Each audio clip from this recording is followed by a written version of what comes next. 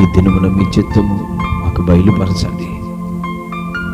నీ పక్షంగా నిలబడి మీ సేవకుడు నిమిత్తం మాత్రుడు ప్రభువా, ఎందుకు పనికిరాని వాడు, దుమ్ము ధూళి ప్రభువా, మీరు సర్వశక్తి కలిగిన దేవుడు. ఈ రాత్రి వచ్చిన బిడ్డలతో, అలాగే ఈ లైవ్ ప్రోగ్రాం ద్వారా యూట్యూబ్లో వీక్షిస్తున్న బిడ్డలతో మీరు మాట్లాడండి. ఆటంకాలు తొలగించి నిశ్చయముగా ఈ మాటల ద్వారా అనేకులు ఆత్మీయంగా బలపరచబడటానికి కృప చూపమని యేసు నామములో వేడుకుంటున్నాను తండ్రి, ఆమేన్. మన ప్రభు అయిన యేసుక్రీస్తు వారి నామములో కూడా వచ్చిన మీ అందరికీ నా హృదయపూర్వకమైన వందనాలు. హల్లెలూయా. మనం దైవావేశం అనే సబ్జెక్ట్ మనం ధ్యానం చేస్తూ ఉన్నాం. మరొకసారి ఆ వాక్యాన్ని మనం చదువుకుందాం. తిమోతికి రాసిన 2వ పత్రిక 3వ అధ్యాయం 16-17 వచనాలు. దైవజనుడు సన్నద్ధుడై ప్రతి సత్కార్యమునకు పూర్ణముగా సిద్ధపడి ఉండినట్లు దైవావేశము వలన కలిగిన ప్రతి లేఖనమును ఉపదేశించుటకును, ఖండించుటకును, తప్పుదిద్దుటకును, నీతియందు శిక్ష చేయుటకును ప్రయోజనకరమై ఉన్నది. ఆమేన్. శబ్దం గట్టిగా హల్లెలూయా. హుషారుగా చెప్దాం హల్లెలూయా. మనం చదువుకున్న ఈ వాక్య భాగంలో దైవజనుడైన పౌలు గారు మాట్లాడుతూ తిమోతికి పత్రిక రాస్తున్నాడు. ఈ 2వ పత్రికలో దేవుని వాక్యం అనేది దైవావేశం వల్ల కలిగిందని, దాన్ని బోధించే దైవజనుడు సన్నద్ధుడై ప్రతి సత్కార్యం చేయుటకు సంపూర్ణంగా సిద్ధపడి ఉండాలని, ఆ వాక్యం బోధించటం వలన అనేకులు సరిచేయబడతారని, సరిదిద్దబడతారని, హెచ్చరించబడతారని, ఇట్లా చాలా విషయాలు మాట్లాడుతూ సంఘానికి దేవుని వాక్యం అనేది చాలా ప్రయోజనకరమైనదని దైవజనుడైన పౌలు గారు ఈ మాటల్ని చాలా స్పష్టంగా మాట్లాడుతూ వచ్చాడు. ఆమేన్. శబ్దం గట్టిగా హల్లెలూయా.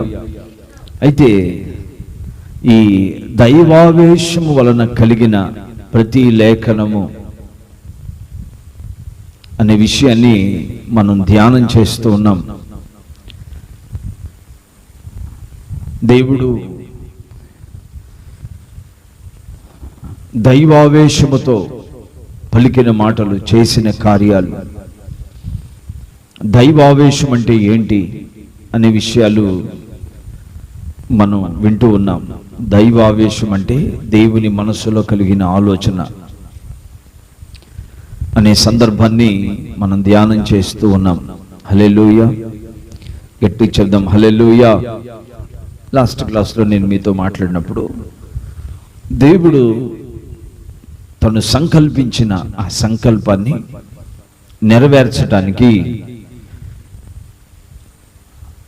దైవావేశం కలిగిన వాడై, అంటే తన చిత్తమంతా సంపూర్ణం చేయటానికి తన పనిని ప్రారంభించినట్లుగా లాస్ట్ క్లాస్లో నేను మీకు చెప్పాను.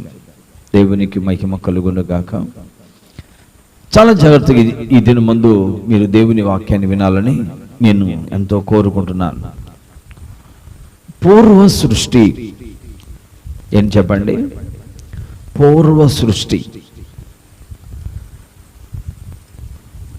దానిని గురించి దినం మనం ధ్యానం చేయబోతున్నాం.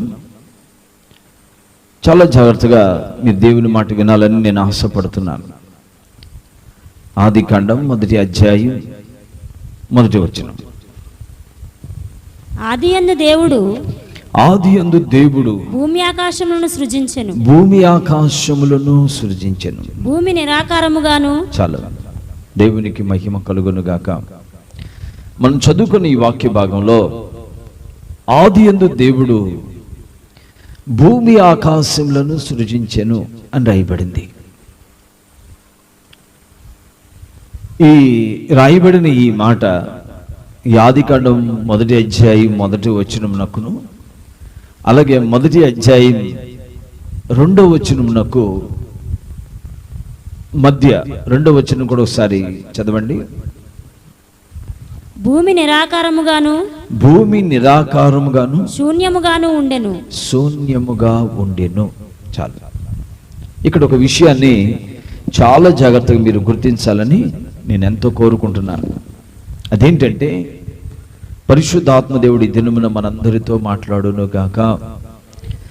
ఇక్కడ రాయబడిన ఈ మాటల ఆదికాండం 1వ అధ్యాయం 1వ వచనమునకు 1వ అధ్యాయం 2వ వచనమునకు ఆ ఫస్ట్ లైన్ సెకండ్ లైన్ కి మధ్యలో ఓ పెద్ద అగాధం ఉన్నట్లుగా కొన్ని వేల సంవత్సరాలు గ్యాప్ ఉన్నట్లుగా మనం చూస్తాం. ఆదికాండం 1వ అధ్యాయం 1వ వచనంలో రాయబడిన మాట ఏంటంటే, ఆదియందు దేవుడు భూమి ఆకాశములను సృజించెను. ఆమేన్. చాలా జాగ్రత్తగా మాట మీరు వినాలి. ఆదియందు దేవుడు భూమి ఆకాశములను సృజించెను. 2వ వచనం దగ్గరికి వచ్చేసరికి అన్నాడు, భూమి నిరాకారముగాను శూన్యముగాను ఉండెను అంటున్నాడు. నిజంగా దేవుడు భూమి ఆకాశములను చేసినప్పుడు నిరాకారంగా శూన్యంగానే దేవుడు చేశాడా భూమిని అని మనం ఆలోచన చేస్తే, దేవుడు భూమిని కలుగు చేసినప్పుడు నిరాకారంగా దేవుడు చేయలేదు. నిరాకారంగా ఉండునట్లు దేవుడు చేయలేదు. మరి ఎలా చేశాడు? ఎలా చేశాడంటే నివాసయోగ్యంగానే దేవుడు సృజించాడు. ఆమేన్. గట్టి చెప్దాం హల్లెలూయా. అందుకనే చూడండి, యెషయా పుస్తకం 45వ అధ్యాయం 18వ వచనం. ఆకాశమును సృష్టికర్తయగు యెహోవాయే దేవుడు, ఆకాశములో సృష్టికర్తయగు యెహోవాయే దేవుడు, ఆయన భూమిని కలుగజేసి దాన్ని సిద్ధపరిచి స్థిరపరిచెను. ఆమేన్. నిరాకారంగా ఉండునట్లు ఆయన దాన్ని సృజింపలేదు. నివాస స్థలమగునట్లుగా దాన్ని సృజించెను. ఆమేన్. ఈ బైబిల్ స్టడీలో ఈ విషయాలు చాలా ప్రాముఖ్యమైన విషయాలు. ఇవి ప్రతి ఒక్కరు కూడా ఈ మాటలు చాలా జాగ్రత్తగా మీరు అర్థం చేసుకోవాలని నేను ఆశపడుతున్నాను. ప్రవక్త అయిన యెషయా ద్వారా ప్రభు మాట్లాడుతూ ఆది సృష్టిని గురించి, పూర్వ సృష్టిని గురించి, ఆది సృష్టిని గురించి,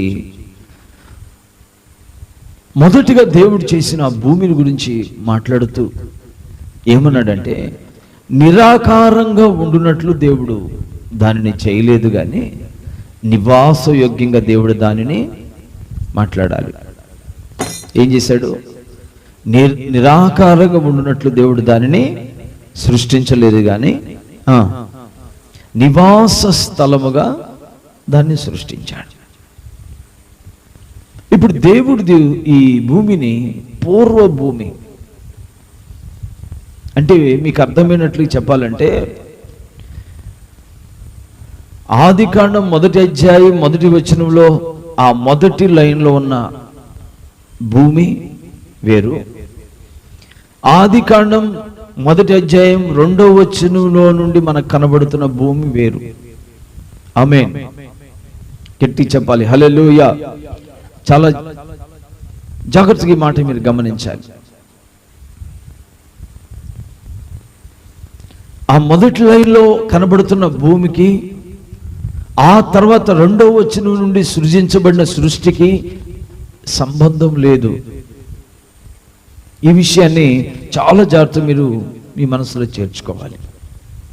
ఆమేన్. గట్టి చెప్దాం హల్లెలూయా. పూర్వ సృష్టి, మొదటిగా దేవుడు సృష్టించిన భూమి అది. దేవుడు భూమిని సృష్టించినప్పుడు భూమి నివాసయోగ్యంగా దేవుడు చేశాడు. అందుకని యోబు పుస్తకంలో కూడా ఒక మాట ఉంది చూడండి, 37వ అధ్యాయం 12వ వచనం.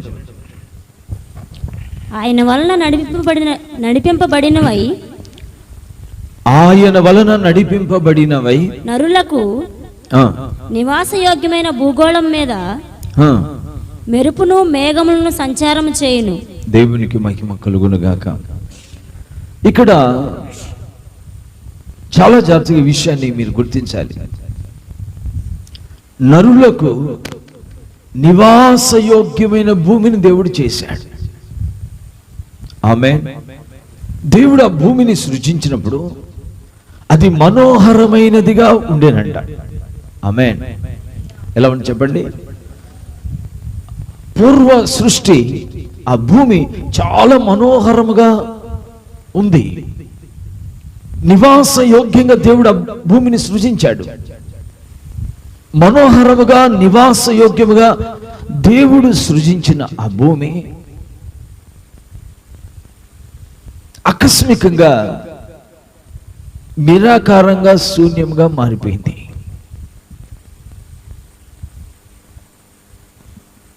హల్లెలూయా చెప్పండి గట్టిగా, హల్లెలూయా.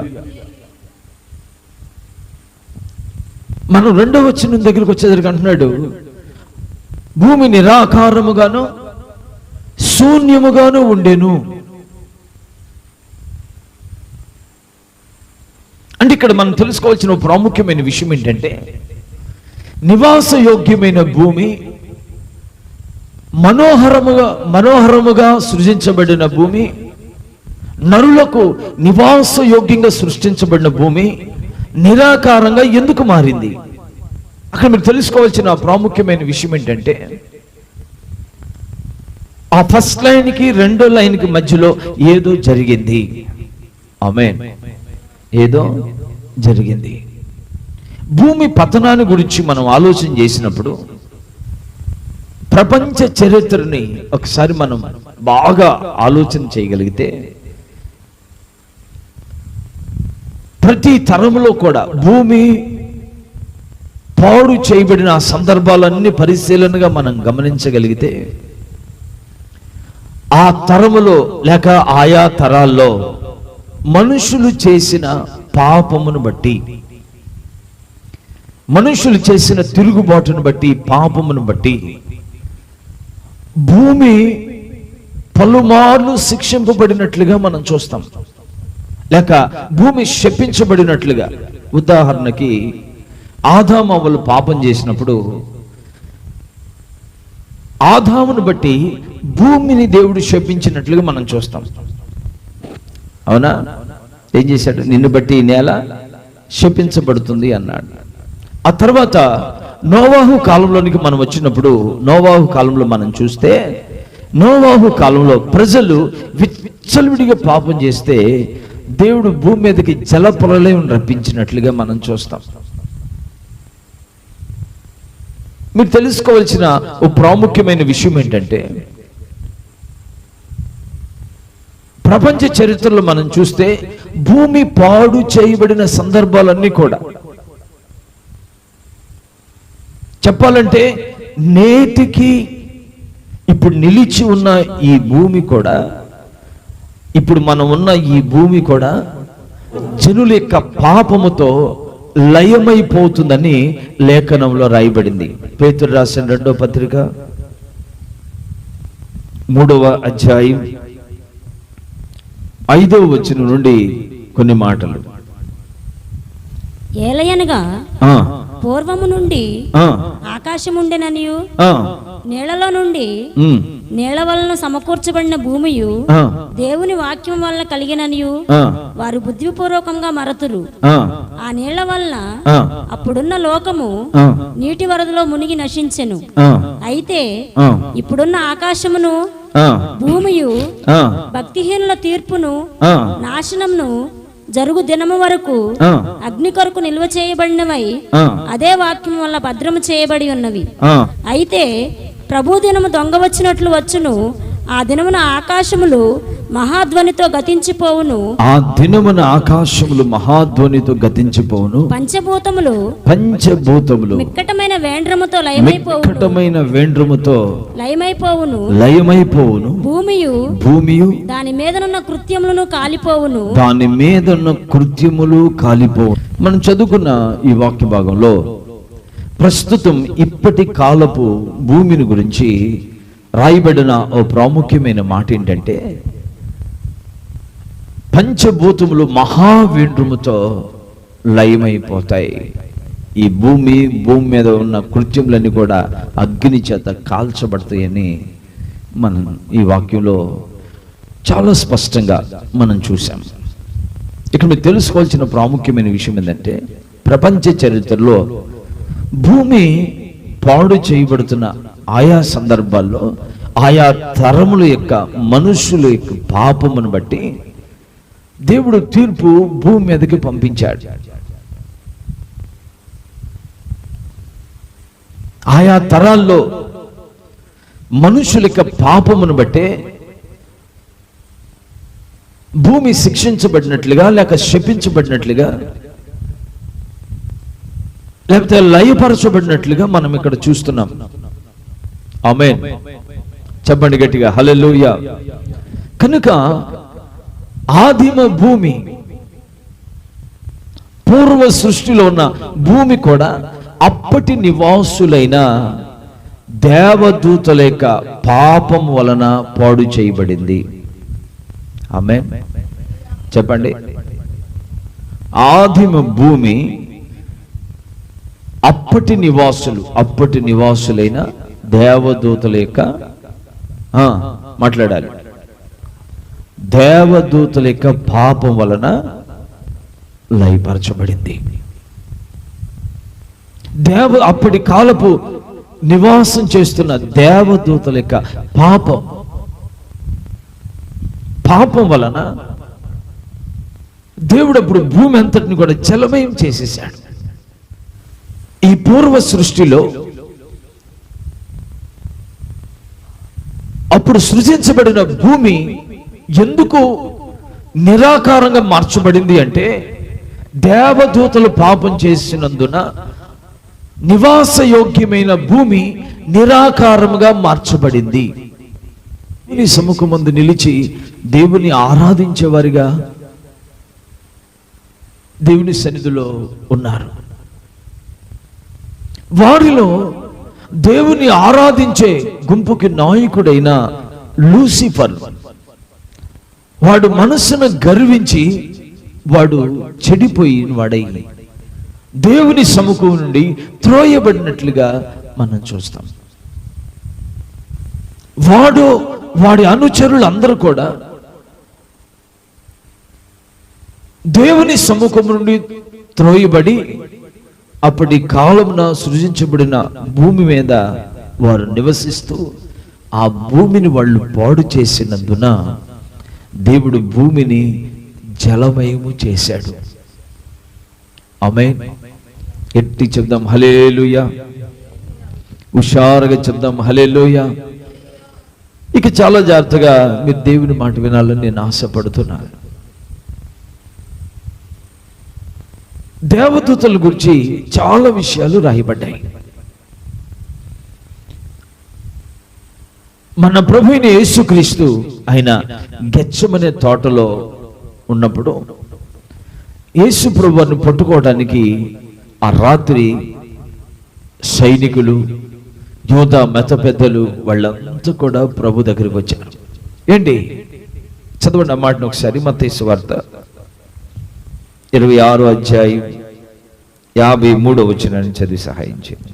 ఆ సమయమున నేను నా తండ్రిని వేడుకోలేనని వేడుకొని ఎడల ఆయన 12 సేనా వ్యూహముల కంటే ఊహ్యముల కంటే ఎక్కువ మంది దూతలను ఇప్పుడే నాకు పంపడనియు నువ్వు అనుకొనుచున్నావా? నేను వేడుకొని ఎడల ఇలాగ జరగవలన లేఖము ఎలాగ నెరవేరునని అతనితో చెప్పాను. చూడండి, నేను వేడుకుంటే ఆయన లేక నా తండ్రి 12 సేనా ఊహ్యముల సేనలను నా కొరకు పంపుతాడు. 12 సేనా ఊహ్యములు అన్నాడు. ఒక్క సేనా ఊహ్యం అంటే 6,000 దూతలంట. ఎంతమంది? 6,000. 12 ఆరులు ఎంత? 72,000 దూతలు ఒక్క మాట ప్రభు పలికితే. ఆమేన్. చెప్పండి గట్టిగా హల్లెలూయా. గెత్సెమనే తోటలో ప్రభు పలికిన మాట ప్రకారంగా దేవదూతలు, పరలోకములో ఉన్న దేవదూతలు, ఇక్కడ మీరు జ్ఞాపకం చేసుకోవాల్సిన విషయం ఏంటంటే, పడిపోయిన దేవదూతలు ఉన్నారు, పరలోకములో ప్రభు యొద్దున్న దేవదూతలు ఉన్నారు. పడిపోయింది లూసిఫర్, వాడి యొక్క అనుచరులు, వారి సైన్యం, వాడితో పాటు ఉన్న వాడి అనుచరులు, వాళ్ళు కూడా 1000 సంఖ్యలో ఉన్నారు. పడిపోయిన వాళ్ళు 1000 సంఖ్యలో, కోట్ల సంఖ్యలో వాడి అనుచరులు ఉన్నారు. ప్రభు ఒక్క మాట మాట్లాడితే 72,000 మంది దూతలను అలా పంపించేస్తాడంట. ఆమేన్. గట్టి చెప్దాం హల్లెలూయా. హుషారుగా చెప్పండి హల్లెలూయా. చూడండి మరొక మాట కూడా హెబ్రీ పత్రిక 12వ అధ్యాయం 22వ వచనంలో దేవదూతల గురించి ఓ చక్కటి మాట రాయబడింది. ఇప్పుడైతే సియోను కొండకును జీవము గల దేవుని పట్టణమునకు అనగా పరలోకపు యెరూషలేమునకును వేవేల కొలది దేవదూతల యొద్దకును. ఇక్కడ హెబ్రీ పత్రికలో మనం చూసినప్పుడు పరలోకంలో వేవేల కొలది దూతలు ఉన్నారంట. ఆమేన్. గట్టి చెప్దాం హల్లెలూయా. ఎలా ఉన్నారు? పరలోకంలో వేవేల కొలది దూతలు ఉన్నారంట. అదే మనం ప్రకటన గ్రంథం 5వ అధ్యాయంలో మనం చూస్తే, చూడండి ప్రకటన 5వ అధ్యాయం 11వ వచనాన్ని ఒకసారి చదివి సహాయం చేయండి. మరియు నేను చూడగా సింహాసనమును జీవులను పెద్దలను ఆవరించి ఉన్న అనేక దూతల స్వరం వినబడెను. వారి లెక్క కోట్ల కొలదిగా ఉండెను. చాలండి. దేవునికి మహిమ కలుగును గాక. ఇక్కడ ఈ ప్రకటన గ్రంథంలో అపోస్తులుడైన యోహానుకి ఇచ్చిన ఆ దర్శనంలో ఆత్మవశుడిగా దేవుడు తన రాజ్యంలోనికి తీసుకుని వెళ్ళిన తర్వాత అక్కడ సింహాసనమును, పెద్దలను, జీవులను ఆవరించి ఉన్న, చూడండి సింహాసనమును, పెద్దలను, జీవులను అక్కడుంటే వారిని ఆవరించున్న దేవదూతలని అపోస్తులుడైన యోహాను చూస్తే వాళ్ళ లెక్క కోట్ల కొలదిగా ఉందంట. ఆమేన్. అందుకే ప్రభు అన్నాడు, నేను వేడుకుంటే 12 సేనల వ్యూహం కంటే ఎక్కువగా దేవుడు నాకు పంపిస్తాడు కదా తండ్రి అన్నాడు.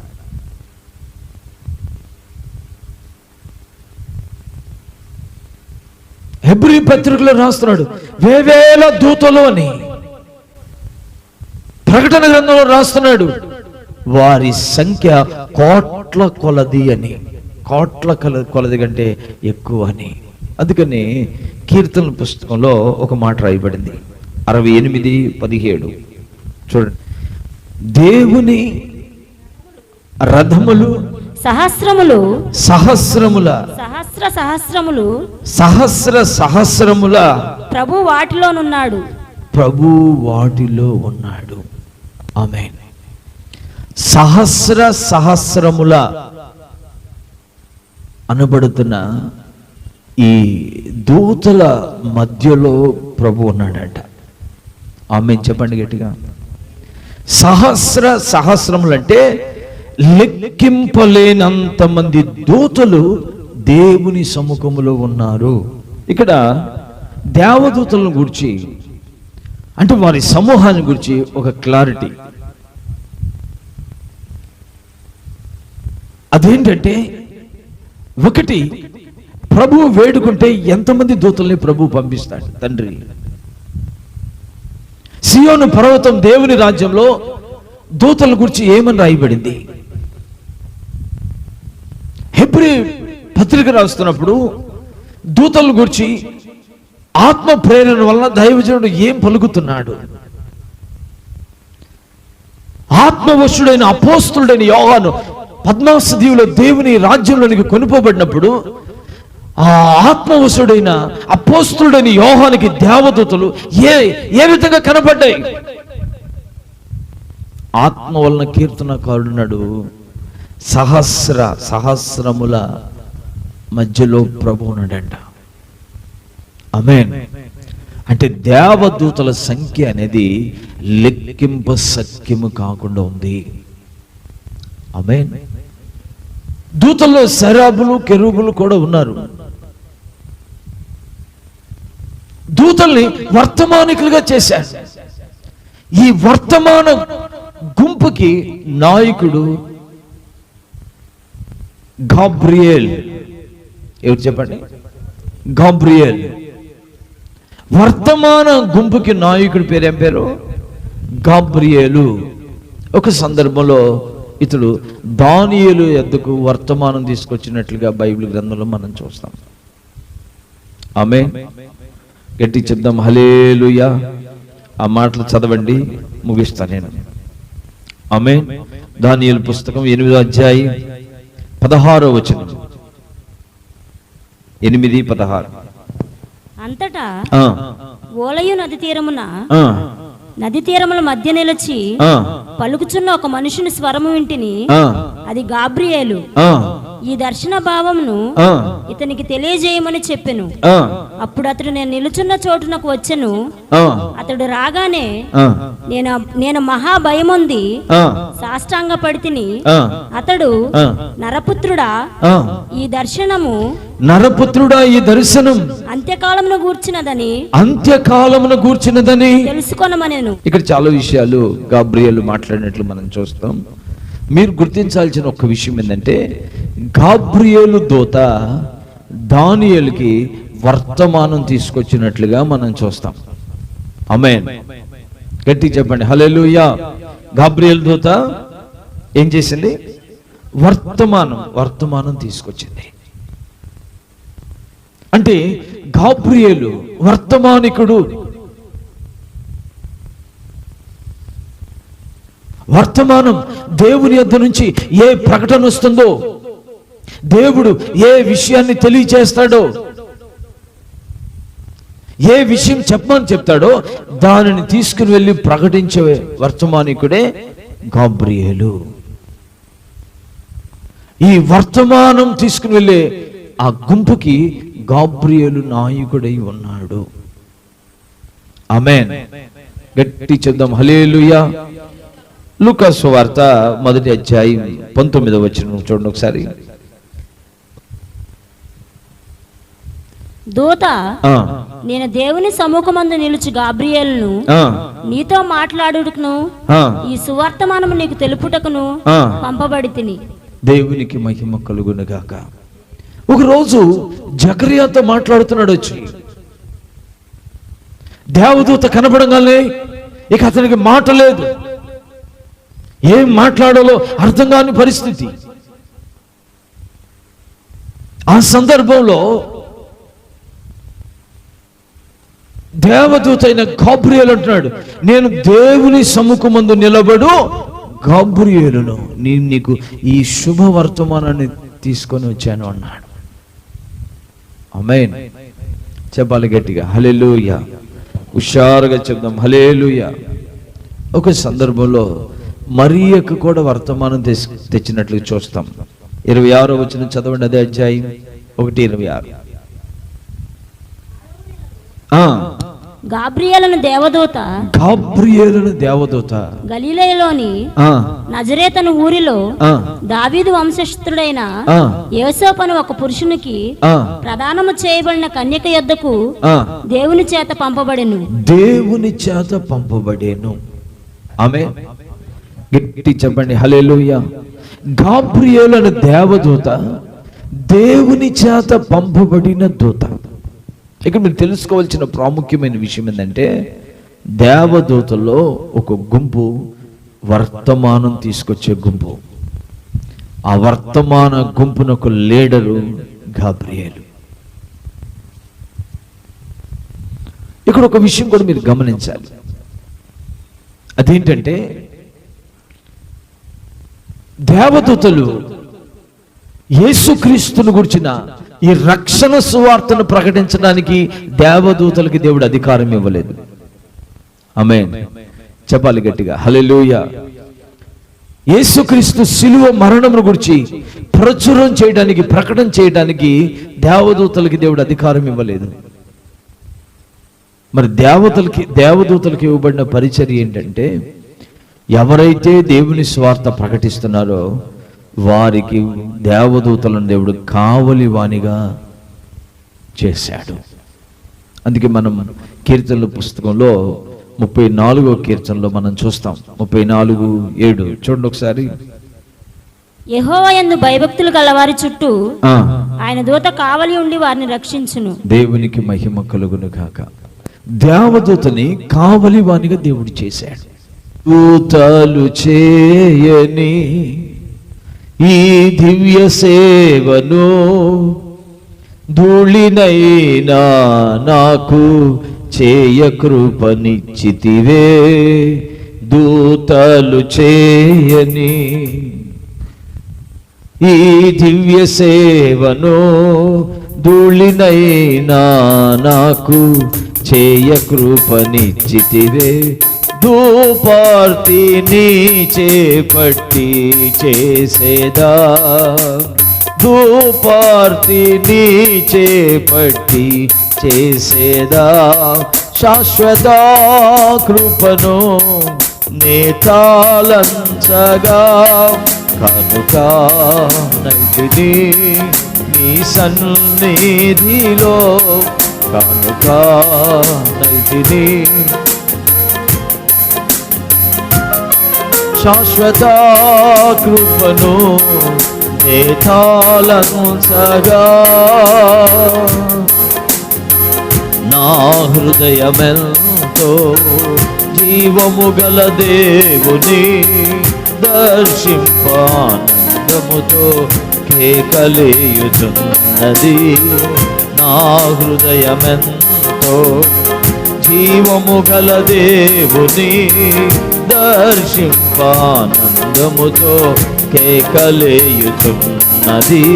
నా దేహమెంతో నీకై ఆశించే, నా దేహమెంతో నీకై ఆశించే. శాశ్వత కృపను నేతాలంచగా. భక్తిహీనులతో నివసించుట కంటెనో నీ మందిరావరణములో ఒక్క దినము గడుపుట. భక్తిహీనులతో నివసించుట కంటెనో నీ మందిరావరణములో ఒక్క దినము గడుపుట. 1000 దినాల కంటే శ్రేష్టమైనది, 1000 దినాల కంటే శ్రేష్టమైనది. శాశ్వత కృపను నేతాలంచగా. దూతలు చేయని ఈ దివ్య సేవను ధూళినైనా నాకు చేయ కృపనిచ్చితివే.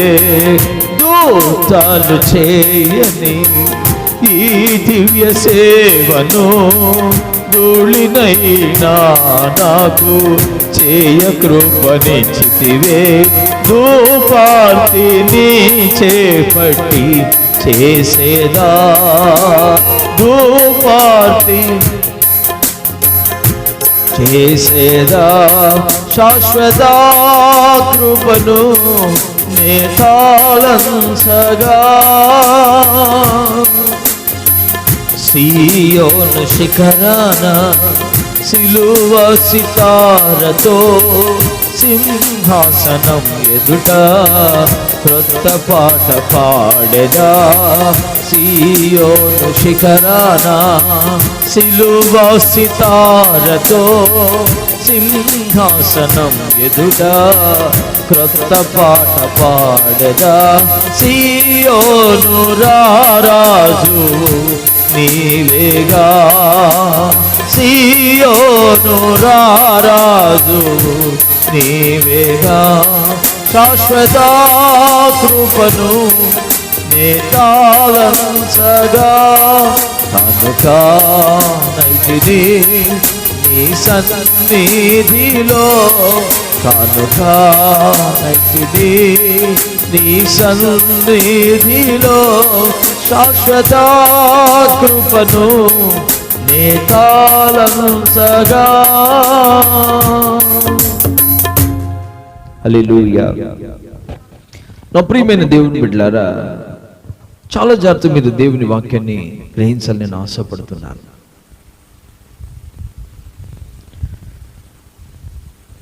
పూర్వపు సృష్టి మనోహరముగా నివాసయోగ్యంగా దేవుడు భూమిని కలుగు చేశాడు. దేవదూతలు పాపం చేసినప్పుడు దేవదూతల యొక్క అప్పటి కాల భూమి మీద నివసిస్తున్న దేవదూతల యొక్క పతనమును బట్టి దేవుడు ఆదిమ భూమిని శూన్యముగా నిరాకారంగా దేవుడు మార్చేశాడు. ఇక్కడ ఒక విషయాన్ని మీరు జ్ఞాపకం చేసుకోవాలని నేను ఆశపడుతున్నాను.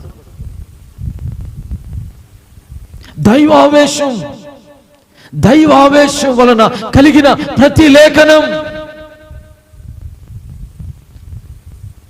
ఈ బైబిల్ స్టడీని వీక్షిస్తున్న మీరు, ఈ వాక్యాన్ని వింటున్న మీరు చాలా జాగ్రత్తగా ఈ విషయాన్ని మీరు గ్రహించాలని నేను ఆశపడుతున్నాను.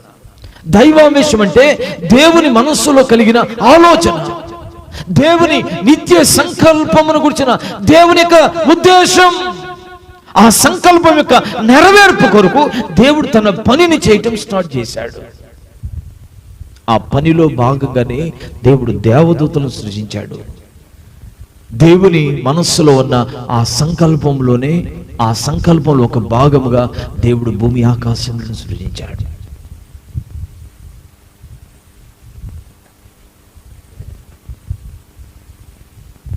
దేవుడు సృజించిన ప్రతిదీ దేవుడు పరీక్షించేవాడై ఉన్నాడు. అలాగే మానవుని నిమిత్తం దేవుడు సృజించిన దేవదూతలు కూడా దేవుడు పరీక్షించాడు. వారు ఎందుకొరకు సృజించబడ్డారో, ఏ ఉద్దేశంతో దేవుడు దేవదూతలను సృజించాడో, ఏ సంకల్పముతో దేవుడు దేవదూతలను సృజించాడో, వారు ఆ సంకల్పమును ఆ ఉద్దేశమును మరిచి వారు బుద్ధిపూర్వకంగా పాపం చేశారు. వాస్తవానికి వాళ్ళు అతిశయించకుండా ఉండవలసింది, వారి మనసున గర్వించకుండా ఉండవలసింది. ఎందుకంటే సర్వాధికారి దేవుని యొక్క మహిమను కొనియాడుటకు, ఆయనను సేవించుటకే వాళ్ళు తయారు చేయబడ్డారు, సృజించబడ్డారు, కలుగు చేయబడ్డారు. వారు తమ ప్రధానత్వము నిలుపుకోలేదు, తమ నివాస స్థలములను విడిచిన దేవదూతలని లేఖనంలో రాయబడింది. చాలా జాగ్రత్తగా ఈ మాట మీరు ఆలకించాలని నేను ఎంతో కోరుకుంటున్నాను. దేవుడు తన ప్రేమతో కూడిన దైవావేశము కలిగిన వాడై ఉన్నాడు. ఆమేన్ చెప్పండి అందరూ గట్టిగా, హుషారుగా చెప్దాం హల్లెలూయా. దేవుడు తన ప్రేమతో కూడిన దైవావేశం.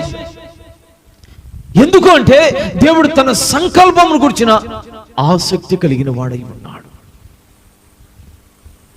దేవుని దైవావేశంలో దేవుని ప్రేమ విమిడి ఉంది. దేవుడు తన మనస్సులో ఉన్న ఆ సంకల్పాన్ని చేయటానికి దేవుడు తన పనిని ప్రారంభించాడు. తన పనిలోనే దేవుడు దూతల్ని కలుగు చేశాడు. తన పనిలో భాగంగానే దేవుడు భూమిని కలుగు చేశాడు.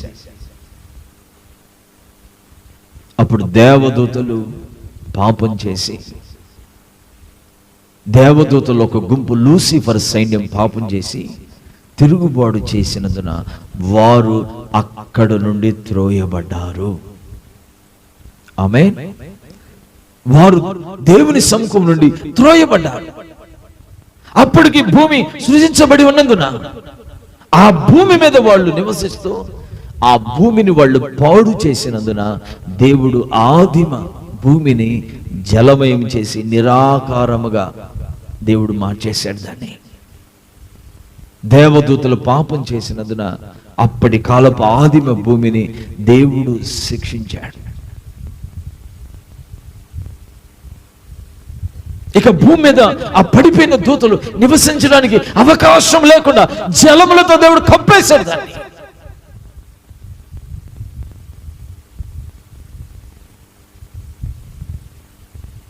ఎందుకు దేవుడు ఆ పని చేశాడంటే దేవుడు దైవావేశము కలిగిన వాడై ఉన్నాడు. ఆయన అన్నాడు, నేను తప్ప వేరొక దేవుడు లేడు అన్నాడు. ఆయన నేను ఉన్నవాడను అనువాడను.